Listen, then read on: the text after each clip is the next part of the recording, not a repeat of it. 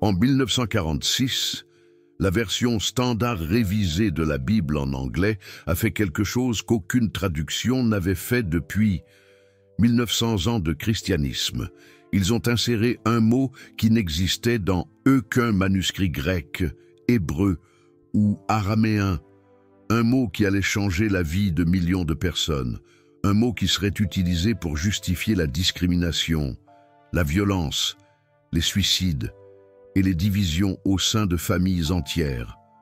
Ce mot était homosexuel et Baruch Spinoza, 276 ans auparavant, avait déjà alerté sur le fait que cela arriverait, que des traducteurs inséreraient leurs préjugés culturels dans les Écritures et appelleraient cela la parole de Dieu. Quand vous comprendrez ce qu'ils ont fait avec ce seul mot, vous réaliserez que la Bible que vous lisez n'est pas neutre. C'est un outil politique. Le mot en question apparaît dans 1 Corinthiens 6, 9. Je vais lire à partir de la version du roi Jacques de 1611. La plus ancienne traduction anglaise, encore utilisée, ni fornicateur, ni idolâtre, ni adultère, ni efféminé, ni ceux qui abusent d'eux-mêmes avec des hommes, n'hériteront du royaume de Dieu. Ceux qui abusent d'eux-mêmes avec des hommes, c'était la traduction depuis 335 ans, étrange, mais spécifique. Maintenant, je vais lire à partir de la VSR de 1946. Ni les immoraux sexuels, ni les idolâtres, ni les adultères, ni les homosexuels n'hériteront du royaume de Dieu. Homosexuel, un mot remplace deux phrases et change complètement le sens. Car voici le problème. Le mot grec original, écrit par Paul au 1er siècle, était arsenokoitai. Arseno signifie homme ou mâle. Koitai vient de koit, qui signifie lit ou se coucher. Donc, littéralement, homme-lit. Mais ce mot composé n'existait pas avant que Paul ne l'écrive. Il l'a inventé. Et quand quelqu'un invente un mot, vous devez comprendre le contexte pour savoir ce qu'il signifie. Vous ne pouvez pas simplement prendre un dictionnaire et traduire partie par partie, et c'est là que commence la manipulation. Pendant 1900 ans, aucun traducteur n'a pensé qu'arsenokoitai signifiait ce que nous appelons aujourd'hui l'orientation homosexuelle. Pourquoi? Parce que ce concept n'existait même pas. L'idée d'orientation sexuelle comme identité innée date du 19e siècle. Avant cela, il n'y avait pas de mot pour gay, lesbienne ou hétérosexuel comme catégorie de personnes. Il n'y avait que des actes, des comportements, pas des identités. Alors, que condamnait Paul lorsqu'il inventa arsenokoitai? Spinoza, dans sa méthode d'analyse textuelle décrite dans le traité théologico-politique de 1670, a proposé 3 questions pour tout mot biblique difficile. 1. Comment était-il utilisé dans la culture de l'époque? 2. Comment a-t-il été traduit dans les premiers siècles? 3. Quel était le contexte du passage? Appliquons cela à arsenokoitai. Premièrement, la culture de l'époque. Au 1er siècle, dans l'Empire romain, il y avait une pratique courante et acceptée parmi les hommes d'élite, la pédérastie. Des hommes adultes, généralement de 30 à 50 ans, avaient des relations sexuelles avec des garçons, généralement de 12 à 17 ans. Cela faisait partie de l'éducation grecque. On appelait cela la païdérastia. L'adulte était l'éraste, l'amant, le garçon était l'éromène, l'aimé. Et cette pratique, bien qu'acceptée culturellement, avait des critiques, y compris des Juifs, y compris Paul. Deuxièmement, les premières traductions, la Vulgate latine, traduite par Jérôme en l'an 405, n'utilise pas de mot pour homosexuel. Elle utilise masculorum concubitores, littéralement, ceux qui couchent avec des mâles. Mais en latin, masculorum pouvait signifier jeune garçon, pas nécessairement des hommes adultes, et concubitor était utilisé spécifiquement pour des relations de pouvoir inégales, pas de consentement entre égaux. Exploitation. La Septante grecque, bien qu'elle soit une traduction de l'Ancien Testament, a un mot pour les pratiques sexuelles entre hommes, pédraste. La racine est paix, enfant, et éraste, amant, amant d'enfant. Et c'est ce mot qui était utilisé dans les textes grecs contemporains de Paul pour décrire les hommes qui recherchèrent des garçons. Troisièmement, le contexte du passage. Relisons 1 Corinthiens 6:9 en entier. Paul énumère les types de personnes qui n'hériteront pas du royaume. Fornicateurs, idolâtres, adultères, malakoi, arsenokoitai, voleurs, avares, ivrognes, calomniateurs, escrocs. Regardez cette liste. Ce sont tous des comportements d'exploitation ou de manque de maîtrise de soi, pas des orientations. L'adultère exploite la confiance conjugale. Le vol exploite la propriété. La calomnie exploite la réputation. Et juste au milieu, deux mots grecs que les traductions modernes regroupent, malakoi et arsenokoitai. Malakoi signifie littéralement mou ou doux. Il était utilisé culturellement pour les jeunes garçons qui étaient passifs dans les relations pédérastiques. Les romaines, arsenokoitai, alors, dans le contexte, se référait probablement à l'éraste, l'adulte actif qui exploitait les garçons. Paul ne condamne pas l'orientation. Il condamne l'abus de pouvoir sexuel impliquant des jeunes. Et comment je sais cela? Parce qu'il existe des documents, des manuscrits, des preuves historiques qui ont été ignorées quand ils avaient besoin d'un mot pour justifier l'homophobie moderne. En 1958, 12 ans après que la VSR ait inséré le mot homosexuel, un groupe d'érudits luthériens s'est réuni pour réviser la traduction. L'un d'eux était le docteur Martin Woodstra, professeur d'Ancien Testament au Calvin Seminary. Il avait accès aux manuscrits grecs originaux et il a soulevé la question. Traduisons-nous arsenokoitai correctement? La réponse, dans les notes internes conservées dans les archives de l'éditeur, était « Oui, nous savons que le mot se réfère probablement à la pédérastie, pas à l'homosexualité comme concept moderne. Mais changer maintenant causerait une confusion théologique.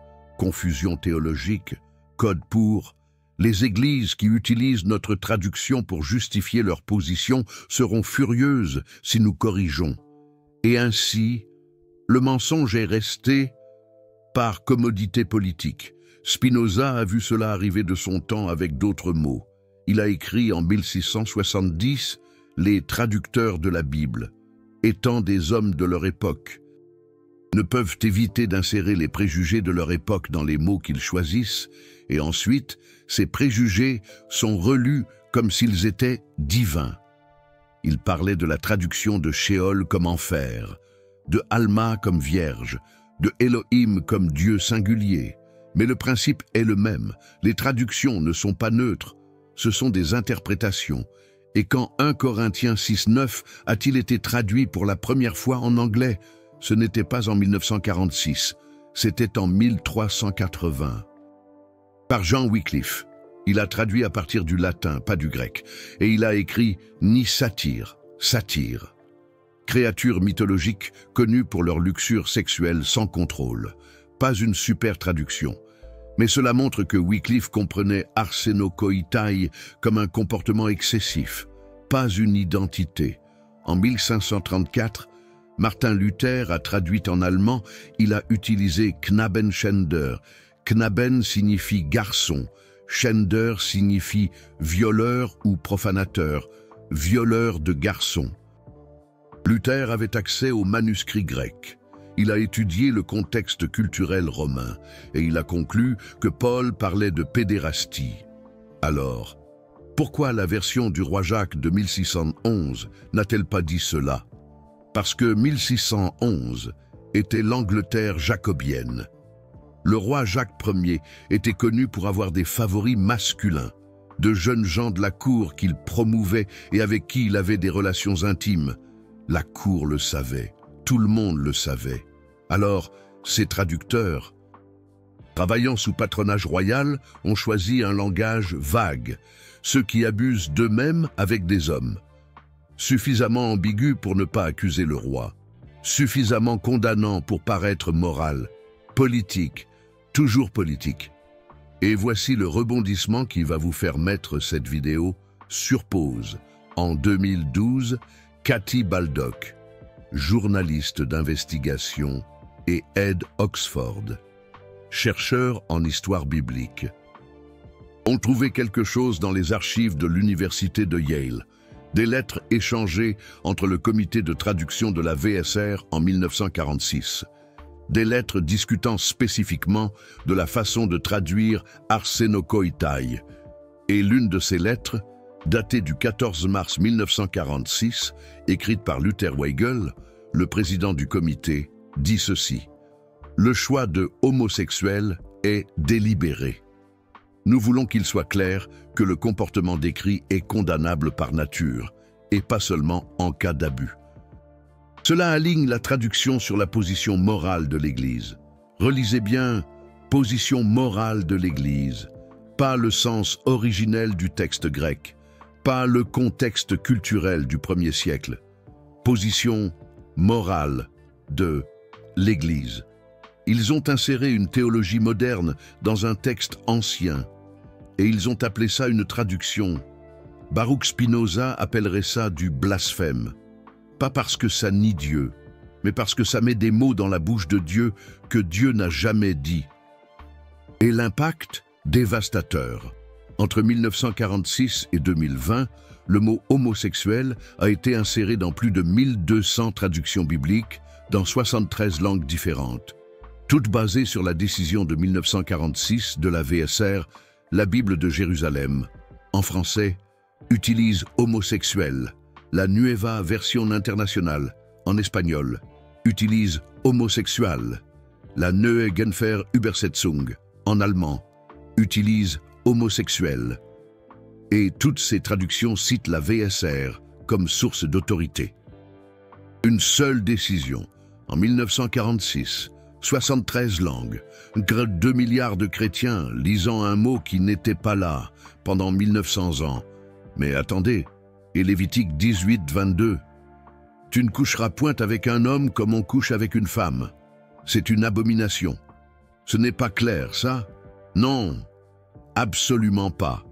Le mot hébreu traduit par « homme » est « zakar ». Zakar peut signifier mâle de n'importe quel âge. Mais quand le contexte est sexuel dans les textes hébraïques anciens, Zakar signifie généralement garçon ou jeune homme. Pourquoi? Parce que les relations sexuelles avec des adultes du même sexe étaient si rares dans l'ancien Israël qu'ils n'avaient même pas de mot spécifique. Mais la pédérastie, commune dans les cultures voisines comme Canaan et la Grèce, c'était une menace réelle que la loi devait aborder. Et le mot abomination, tueva en hébreu, tueva ne signifie pas péché moral intrinsèque. Ça signifie rituellement impur ou culturellement étrange. Le même mot est utilisé dans Deutéronome 14, 3 pour interdire de manger des crevettes et dans Proverbes 6, 16, 19 pour lister les choses que Dieu déteste, les yeux hautains, la langue menteuse, les mains qui versent le sang innocent. Tova parle de violation de codes culturels, pas de lois morales universelles. Donc, Lévitique 18, 22 dit probablement « Ne fais pas sexuellement avec des garçons ce que les cultures païennes font. C'est culturellement abominable pour nous. » Ça ne crée pas une théologie universelle sur l'orientation sexuelle. Mais personne ne vous a dit ça, n'est-ce pas? Parce que les traducteurs ont choisi des mots en anglais, en français, en espagnol, qui portent un poids moral maximum. Abomination, perversion, sodomie, des mots qui ferment la discussion. Au lieu d'ouvrir le contexte, Baruch Spinoza a dédié des chapitres entiers à ce problème. Le chapitre 7 du traité théologico-politique s'appelle littéralement « De l'interprétation des Écritures ». Il écrit « La méthode d'interpréter les Écritures ne diffère pas de la méthode d'interpréter la nature. Tout comme dans la nature, nous devons collecter des données empiriques avant de former des théories. Dans les Écritures, nous devons comprendre les langues originales, les contextes historiques et les intentions des auteurs avant de déclarer un sens divin. La méthode scientifique appliquée à la Bible. En 670, 354 ans avant que des traducteurs modernes n'admettent finalement qu'ils s'étaient trompés. Et certains l'ont admis. En 2020, les éditeurs de la New American Standard Bible, l'une des traductions évangéliques les plus conservatrices, ont annoncé que dans l'édition mise à jour de 2020, ils n'utiliseraient plus homosexuel dans 1 Corinthiens 6:9. À la place, ni fornicateur, ni idolâtre, ni adultère, ni efféminé, ni homme qui pratique l'homosexualité. Ce n'est pas encore parfait, mais au moins, ça distingue le comportement de l'identité et ça reconnaît que le mot de 1946 était un choix interprétatif, pas une traduction objective.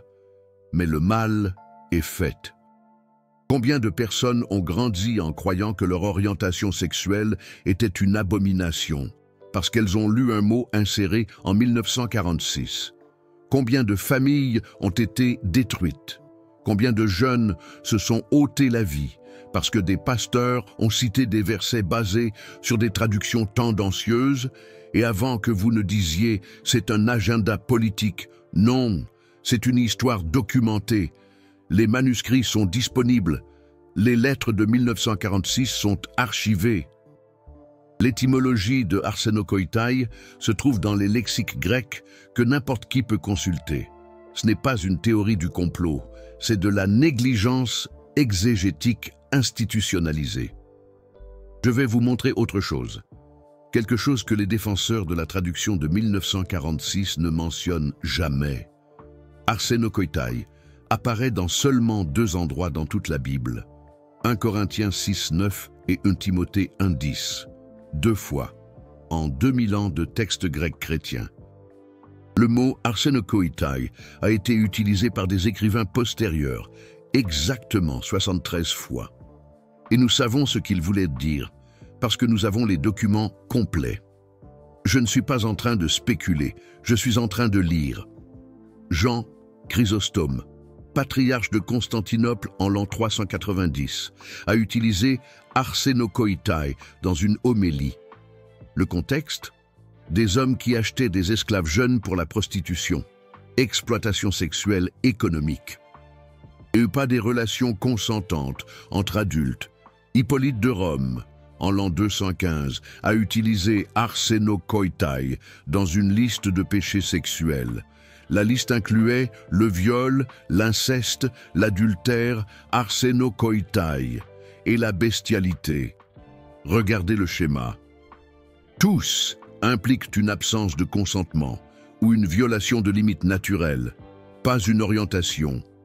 Aristide d'Athènes, en l'an 125, seulement 25 ans après la mort de Paul, a écrit une défense du christianisme pour l'empereur Hadrien.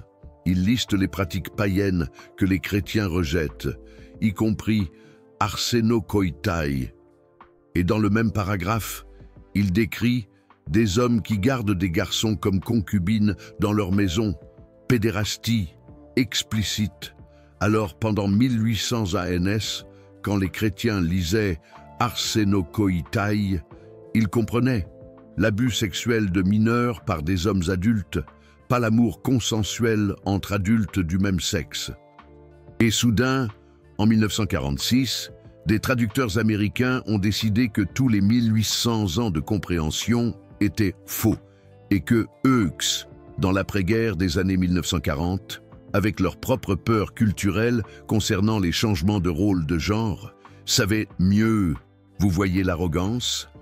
La pure arrogance théologique de penser que vous pouvez réécrire 1800 ans d'interprétation chrétienne et appeler ça de la fidélité aux Écritures.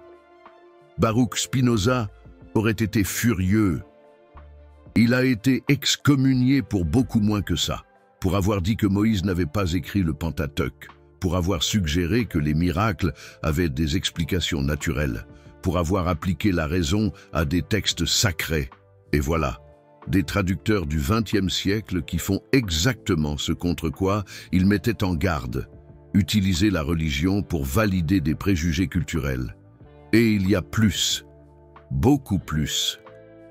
Parce qu'arsenokoitai n'est pas le seul mot qui a été manipulé. Le deuxième mot dans 1 Corinthiens 6, 9 est malakoi, littéralement doux. La version du roi Jacques de 1611 l'a traduit par efféminate, efféminé. La version standard, révisée de 1946, a fusionné malakoi et arsenokoitai en un seul mot, homosexuel. Mais malakoi a un contexte culturel spécifique. Dans le monde gréco-romain, malakoi se référait aux hommes qui manquaient de maîtrise de soi, qui cédaient au luxe, qui étaient paresseux ou indulgents. Et oui, parfois, il était utilisé pour les garçons qui étaient passifs dans la pédérastie. Mais ce n'était pas un terme technique pour l'orientation sexuelle. C'était une insulte culturelle pour le manque de masculinité tel que défini par Rome. Paul utilise malakoi dans une liste de vices. Mais l'idée même de vice implique un choix, un comportement, pas une nature innée. Vous ne choisissez pas votre orientation sexuelle, mais vous choisissez l'auto-indulgence, vous choisissez la paresse, vous choisissez le manque de maîtrise de soi. C'est ce que malakoi décrivait. Alors, quand la VSR a fusionné malakoi et arsenokoitai en homosexuel, ils ont fait deux choses terribles.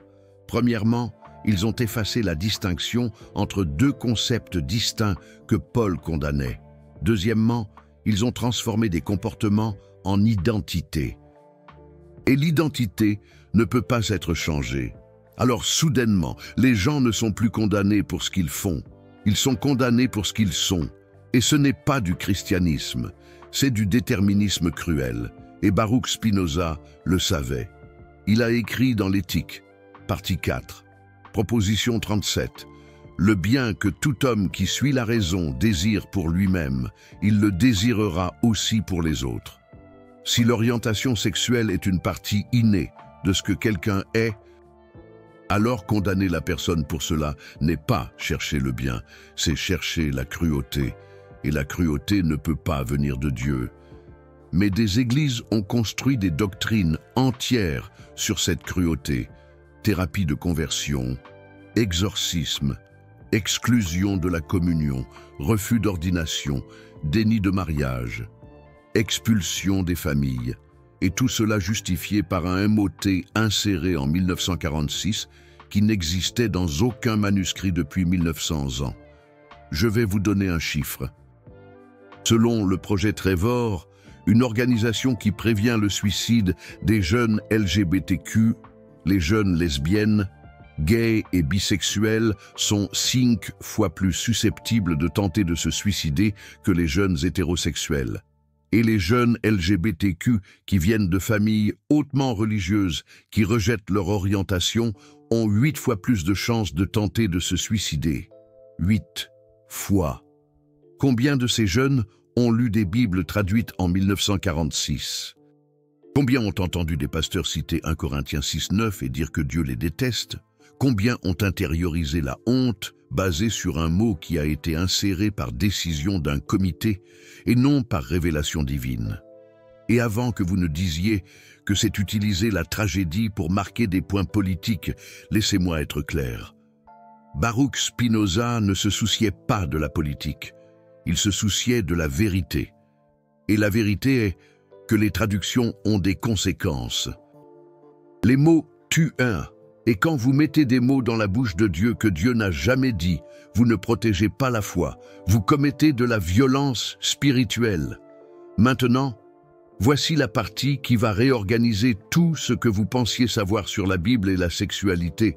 Jésus n'a jamais mentionné l'homosexualité. Jamais. Pas une seule fois.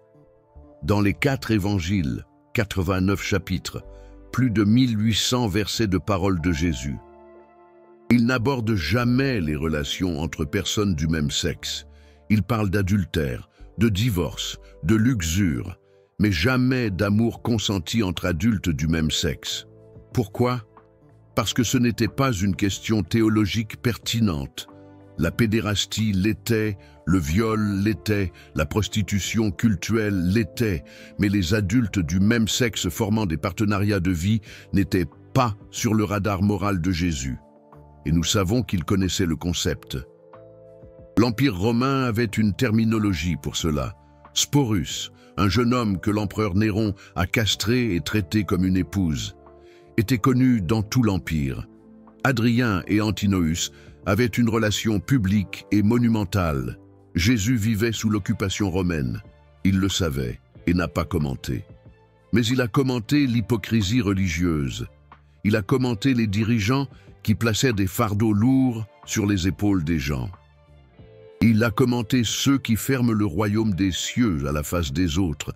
Et s'il était ici aujourd'hui, voyant des églises utilisant des traductions tendancieuses de 1946 pour exclure des gens, que dirait-il?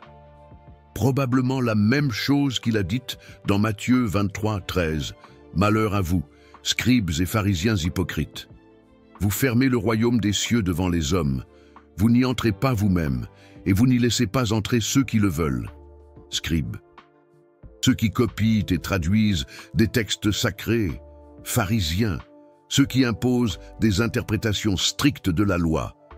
Jésus n'était pas en colère contre les pécheurs. Il était en colère contre les chefs religieux qui utilisaient des textes pour contrôler et exclure. Et Baruch Spinoza a vu ce schéma. Il a vu des rabbins faire ça avec la Torah. Il a vu des prêtres faire ça avec les évangiles. Et il a dit « Non, je vais appliquer la raison. Je vais étudier les langues originales. Je vais examiner le contexte historique et je vais dire la vérité, coûte que coûte. » Cela lui a tout coûté, l'exil, la pauvreté, la solitude. Mais il n'a pas reculé. Et maintenant, 348 ans plus tard, vous découvrez qu'il avait raison, que le mot homosexuel a été inséré en 1946, qu'Arseno Koitai se référait probablement à la pédérastie, que Malachi décrivait un comportement, pas une identité, que Jésus n'a jamais abordé le sujet, que les traductions ne sont pas neutres, que la Bible que vous lisez a été filtrée à travers les préjugés culturels d'hommes qui avaient des objectifs. Et que faites-vous de cette information? Cela dépend de vous, mais laissez-moi vous donner 3 options. Option 1. Rejeter tout cela. Dire que je déforme la réalité, que les érudits libéraux ont un objectif, que les traducteurs de 1946 étaient des hommes pieux faisant de leur mieux, que la tradition de 74 ans est plus fiable que 1900 ans de compréhension antérieure. Vous pouvez faire ça. Beaucoup le font. Et ils continuent d'utiliser un mot inséré en 1946 pour justifier l'exclusion de millions de personnes. C'est un choix. Option 2. Enquêtez par vous-même. Prendre un lexique grec. Cherchez Arseno Koitai. Lire les 73 fois où le mot a été utilisé dans les premiers siècles. Comparer les traductions. Étudier le contexte culturel romain sur la pédérastie. Lire les lettres de 1946 archivées à Yale. Et ensuite, basées sur des preuves, pas sur l'émotion. Décidez ce que vous croyez que le texte dit vraiment. C'est l'option de Baruch Spinoza, l'option de la raison. Option 3. Reconnaître que même si vous croyez toujours que la Bible condamne les relations entre personnes du même sexe, la façon dont les traducteurs modernes ont inséré une terminologie du XXe siècle dans des textes du 1er siècle était malhonnête. Et que l'honnêteté intellectuelle compte, que même si vous maintenez votre conviction théologique, vous pouvez admettre que le processus était défectueux et que les personnes qui ont été blessées par des traductions tendancieuses méritent des excuses et non plus de condamnation. Je ne vous dis pas quelle option choisir. Je vous dis que l'ignorance n'est plus une excuse. L'information est disponible. Les manuscrits sont accessibles. Les preuves historiques sont documentées. Et si vous continuez à citer 1 Corinthiens 6:9 en utilisant le mot homosexuel, sans reconnaître que ce mot a été inséré en 1946, vous n'êtes pas fidèles aux Écritures. Vous êtes fidèles à une traduction politiquement motivée. Et Baruch Spinoza dirait « c'est de l'idolâtrie ». Adorer la traduction au lieu du significado, défendre l'institution au lieu de la vérité. Maintenant, je vais vous raconter quelque chose qui a complètement changé ma perspective sur ce sujet. En 2019, une documentariste nommée Sharon Roggio a réalisé un film, 1946, The Mistranslation That Shifted Culture. Elle a interviewé les derniers membres vivants du comité de traduction de la VSR, version standard révisée, et l'un d'eux, le docteur Ralph Blair, a admis devant la caméra: nous savions que homosexuel n'était pas une traduction précise d'Arsenokoitai, mais en 1946, l'Amérique sortait de la Seconde Guerre mondiale. Il y avait une panique morale à propos des hommes qui ne rentraient pas mariés, à propos des changements dans les rôles de genre. On craignait que la masculinité américaine ne soit attaquée. Et nous, en tant que traducteurs chrétiens, nous sentions la responsabilité de renforcer les valeurs traditionnelles. Alors nous avons choisi le mot le plus fort que nous pouvions, et nous savions que cela aurait un impact durable. Impact durable. Ils le savaient. Ce n'était pas une erreur, c'était un choix délibéré. Et ils l'ont admis, mais il y a encore plus de couches dans cette histoire que vous devez connaître, parce que l'insertion de 1946 ne s'est pas produite dans le vide. Il y avait un contexte politique et social qui a rendu ce choix presque inévitable. En 1948, seulement 2 ans après que la VSR ait inséré homosexuel, Alfred Kinsey a publié Sexual Behavior in the Human Male. C'était la première étude scientifique à grande échelle sur la sexualité masculine américaine, et l'une des découvertes a choqué la nation. 37% des hommes américains avaient eu au moins une expérience sexuelle avec un autre homme jusqu'à l'orgasme depuis l'adolescence. 37%. Ce n'était pas une déviation rare, c'était une réalité statistique. La réaction fut une panique morale. Si plus d'un tiers des hommes avaient des expériences homosexuelles, cela signifiait que ce n'était pas une aberration. C'était une partie du spectre de la sexualité humaine, et cela menaçait les narrations sur la masculinité, la famille nucléaire et l'ordre social d'après-guerre. Alors, les institutions religieuses ont doublé leurs efforts pour condamner, et avoir une Bible qui disait explicitement homosexuel était l'outil parfait. En 1952, l'Association américaine de psychiatrie a classé l'homosexualité comme un trouble mental sociopathique. En 1953, le président Eisenhower a signé un décret interdisant aux homosexuels de travailler pour le gouvernement fédéral, le Lavender Scare, la chasse aux sorcières anti-gays, a détruit des milliers de carrières. Et la justification? L'immoralité. Et quelle était la source de la moralité? La Bible, spécifiquement, 1 Corinthiens 6:9, avec le mot homosexuel inséré 6 ans auparavant. Vous voyez le cycle? Une traduction tendancieuse légitime, un préjugé culturel. Un préjugé culturel est codifié dans la loi. La loi est justifiée en citant une traduction tendancieuse.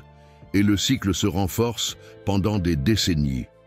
Baruch Spinoza a prédit cela exactement. En 1670, il a écrit « La superstition et la tyrannie marchent main dans la main. Chaque fois que les gouvernants souhaitent maintenir le contrôle sur les populations, ils font appel à la peur religieuse. Et chaque fois que les leaders religieux souhaitent le pouvoir politique, ils valident les agendas des tyrans. » Et de 1946 à 1953, l'Amérique faisait exactement cela, utilisant une traduction biblique de 1946 pour justifier la persécution politique de citoyens. Ce n'est qu'en 1973 que l'Association américaine de psychiatrie a retiré l'homosexualité de la liste des troubles mentaux, 21 ans après la traduction de 1946, et même alors, la suppression fut controversée. La moitié des psychiatres a voté contre. Pourquoi?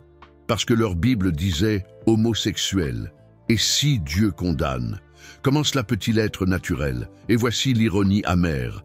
La raison même pour laquelle le mot a été inséré, la panique concernant le changement des rôles de genre après la guerre, est exactement ce que Baruch Spinoza aurait appelé une passion irrationnelle.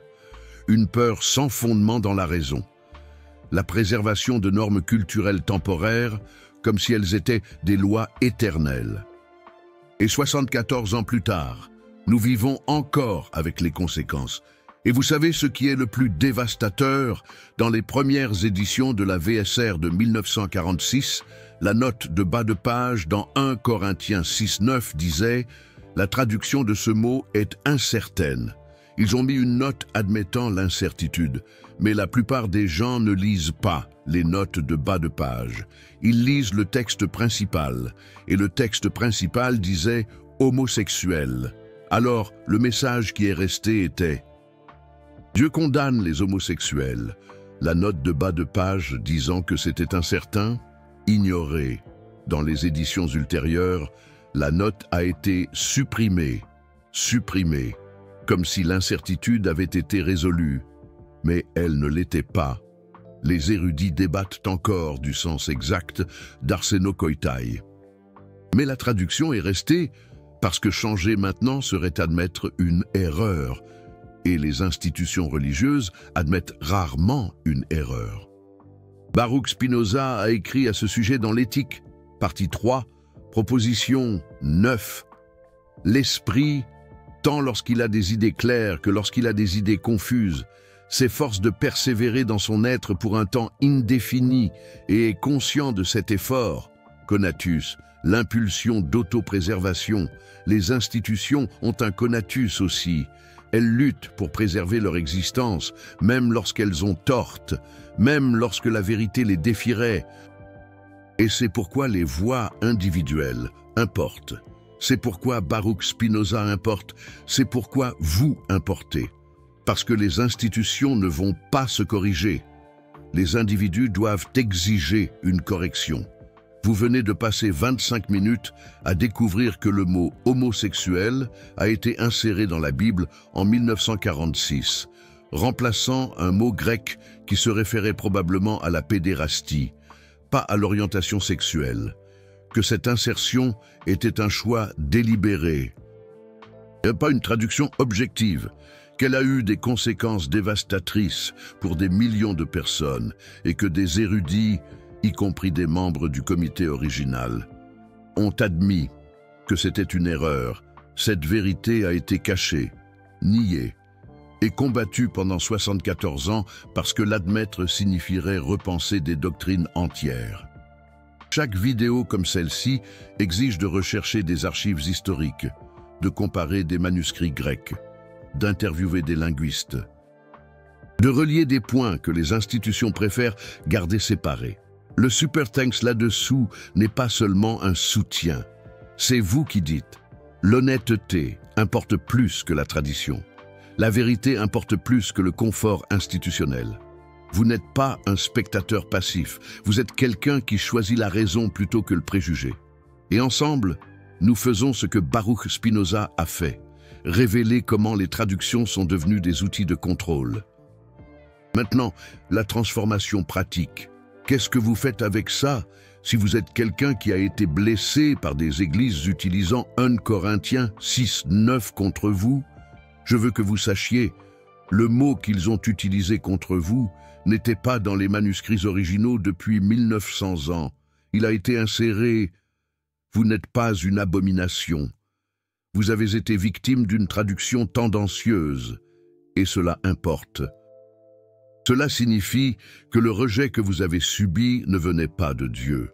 Cela vient d'hommes, en 1946, avec des peurs culturelles qu'ils ont projetées dans un texte ancien. Si vous êtes quelqu'un qui a utilisé ce verset pour justifier l'exclusion d'autres personnes, je veux que vous considériez ceci. Et si vous aviez tort, pas parce que vos intentions étaient mauvaises, mais parce que vous avez fait confiance à une traduction, sans enquêter sur l'original. Et si les personnes que vous avez rejetées au nom de la fidélité biblique ont été rejetées sur la base d'une erreur de traduction, pouvez-vous vivre avec ça? Ou avez-vous le courage de reconsidérer? Si vous êtes quelqu'un qui n'a jamais eu de position forte sur ce sujet, mais qui a grandi en lisant « homosexuel » dans 1 Corinthiens 6, 9, et a supposé que c'était ce que Paul avait écrit, « Je veux que vous fassiez une chose. Prenez une Bible, cherchez 1 Corinthiens 6, 9, et demandez-vous si ce mot a été inséré en 1946, quels autres mots dans ma Bible sont des traductions tendancieuses et non le texte original? Et alors, commencez à enquêter, comparez les traductions, lisez les notes de bas de page, étudiez le contexte historique, n'acceptez pas ce qu'on vous dit, investiguez. C'est ce que Baruch Spinoza ferait. Il n'accepterait pas l'autorité sans preuve. Il examinerait, il questionnerait, il suivrait la raison, où qu'elle le mène, même si cela défiait des croyances confortables. Et le résultat, pas la destruction de la foi, mais la purification de la foi, une foi basée sur la compréhension rationnelle et non sur la peur de questionner, une foi qui libère au lieu de contrôler. Essayez pendant une semaine, lisez votre Bible avec un œil critique. Quand vous rencontrez quelque chose qui semble cruel ou arbitraire, demandez-vous, est-ce Dieu qui parle? Ou un traducteur qui insère un préjugé culturel? Quand vous rencontrez une doctrine qui exclut des personnes en fonction de ce qu'elles sont et non de ce qu'elles font, demandez-vous, est-ce que cela reflète le Dieu que Jésus a décrit? Ou est-ce que cela reflète des institutions protégeant leur pouvoir? Et voyez ce qui se passe. Vous pourriez découvrir que la foi, sans traduction tendancieuse, est plus compatissante, plus inclusive, plus semblable à Jésus, embrassant les lépreux, mangeant avec les pécheurs et disant « Venez à moi, vous tous qui êtes fatigués et chargés ». C'est la liberté que Baruch Spinoza offre. Pas la liberté de la responsabilité morale, mais la liberté des institutions, qui utilisent des traductions pour contrôler. La liberté de trouver Dieu à travers la raison et non à travers la peur de questionner l'autorité. Et cela, au final, c'est ce qu'il a payé de sa vie pour vous donner. Dernière chose. Dans les commentaires, je veux savoir, avez-vous déjà utilisé 1 Corinthiens 6, 9 pour former une opinion sur l'homosexualité et après avoir su que le mot homosexuel a été inséré en 1946, avez-vous changé d'avis? Vous n'êtes pas obligé d'être d'accord avec moi. Vous n'êtes pas obligé de changer de position théologique. Mais soyez honnête, cette information a-t-elle changé quelque chose pour vous? Parce que si elle l'a fait, vous venez d'expérimenter ce que Baruch Spinoza appelait la connaissance du troisième type, une vérité qui transforme,